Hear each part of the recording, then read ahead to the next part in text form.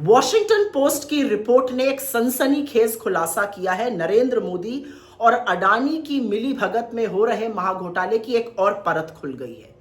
अब जो तथ्य सामने आए हैं वो चौंकाने वाले हैं। नरेंद्र मोदी ने एलआईसी से अडानी को 33,000 करोड़ रुपए दिलाए और यह तब किया गया जब अडानी को कोई कर्ज नहीं दे रहा था। उस समय नरेंद्र मोदी आगे आए और सार्वजनिक जो पैसा होता है, जो इस देश का पैसा है, एलआईसी से अडानी को दिलाया गया।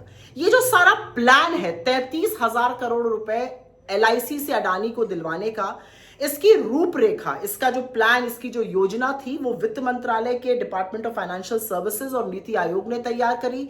इसका अप्रूवल वित्त मंत्रालय ने दिया और प्लान ये बना कि करीब करीब 28,600 करोड़ रुपए अडानी के कॉर्पोरेट बॉन्ड्स में डाले जाएंगे और करीब 4,200 करोड़ रुपए अडानी की कुछ कंपनीज में हिस्सेदारी बढ़ाने के लिए एलआईसी डालेगा। वो क्या कंपनीज थी?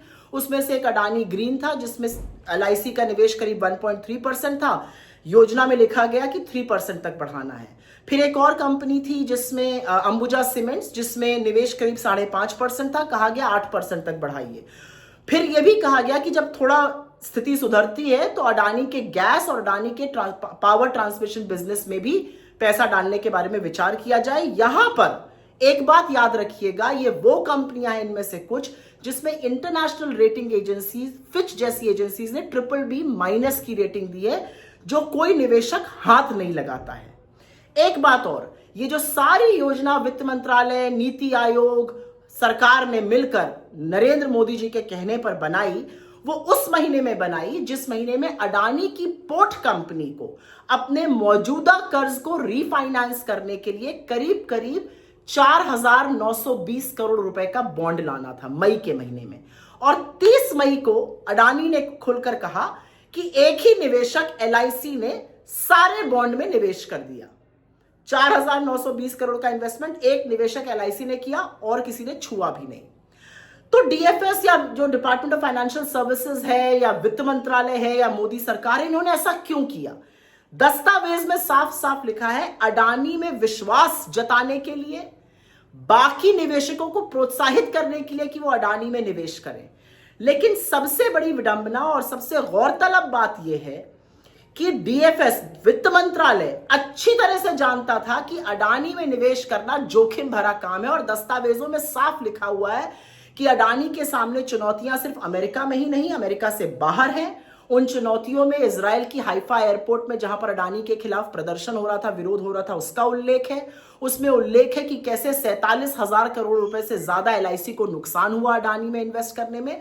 और उसमें उल्लेख है कि कांग्रेस जैसी पार्टीज ने एलआईसी का जो अडानी के लिए एक्सपोजर है उस पर सवाल उठाया है, सार्वजनिक धन के दुरुपयोग का लांछन लगाया। ये सब जानते हुए भी प्लान बना और इन्वेस्टमेंट हुआ अडानी में।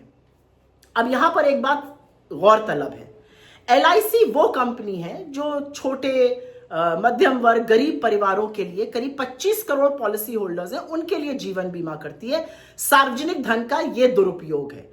तो ये जो 33,000 करोड़ रुपए मोदी जी ने स्वाहा किया अडानी जी के नाम पर, यह बेल आउट नहीं तो और क्या है। और शास्त्रों में इसको विशुद्ध रूप से भ्रष्टाचार कहा गया है। अब मोदी जी आप कितनी भी जलेबी बना लीजिए, मोदी अडानी महाघोटाले के किंगपिन, मोदी अडानी महाघोटाले के आर्किटेक्ट, सरकारी पैसे का दुरुपयोग, आम जनता के पैसे को स्वाहा करने का काम अडानी के नाम पर आपने किया है और अपनी आंखें मूंदकर आप जांच भी नहीं कराना चाहते हैं।